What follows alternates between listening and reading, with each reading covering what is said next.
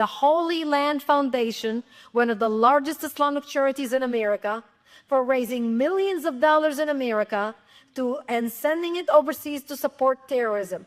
Our government handed down 108 guilty verdicts to Muslim Americans and Muslim American organizations who were involved raising money here in the United States and sending it overseas. And by the way, did you know that the average amount they raised was $160, which is the price for a suicide belt for a suicide bomber to blow himself up? Millions raised in the United States. So that's the plan for the United States. And I'm just going to read you one paragraph out of the plan that will give you a pretty good idea of their intentions and what they are thinking. When I said to you that they don't mince words, that they don't beat around the bush, as I'm reading these words, I want you to remember my words. The title of this paragraph is Understanding the Role of the Muslim Brother in North America. The process of settlement is a civilization jihadist process with all the word means. The Ikhwan, which is the Arabic word for brothers, must understand that their work in America is a kind of grand jihad in eliminating and destroying the Western civilization from within and sabotaging its miserable house by their hands, meaning us, by their hands and the hands of the believers meaning the Ikhwan or the Muslim Brotherhood, so that it is eliminated and Allah's religion is made victorious over all other religions. Do they mince words? No. Can they get any clearer than this? And our government knows this, by the way. This is no news to them. But the most important page about this document is the last page. Because the last page lists 29 front Islamic organizations set up in the United States for the sole purpose of destroying our country from within.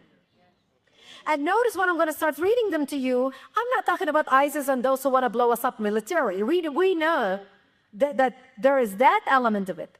But this is a civilization jihad. Remember when they said the civilization jihad, meaning a cultural jihad? This is the cultural war that they are raging against us. And here are the names of the organizations involved. ISNA, the Islamic Society of North America. Now, if some of you are familiar with that name, it's because they are advisors to President Obama about Middle East policy. It was actually the president of ISNA who wrote President Obama's speech, the first famous speech he delivered to the Arabic world in Egypt. The president of ISNA wrote that speech. So we not only have the fox watching the hen house, we have the fox inside the White House talking policy in the ear of the president.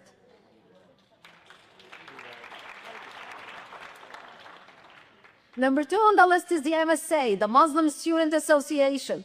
The Muslim Student Association has more chapters on American college campuses than the Democrats and the Republicans combined.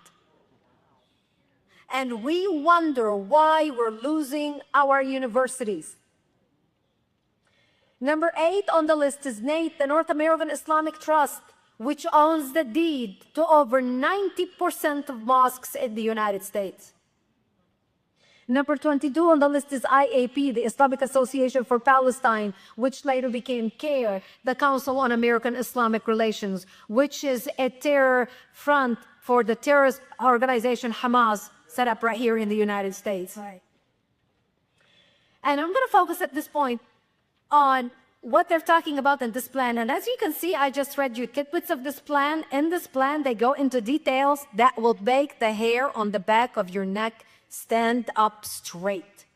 And by the way, they wrote this plan in 1991. Over 20 years ago, they began implementing their plan in America.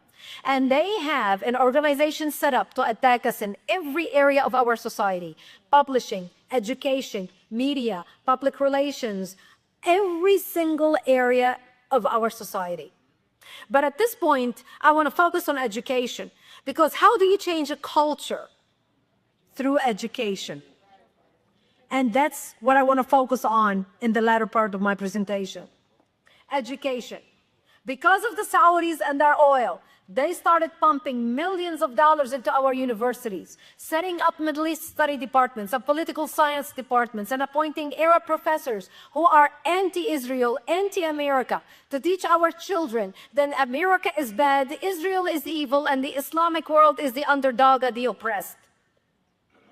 And to give you an idea of the extent of the Saudi peddling that has taken hold of our universities, I'm going to share with you some numbers.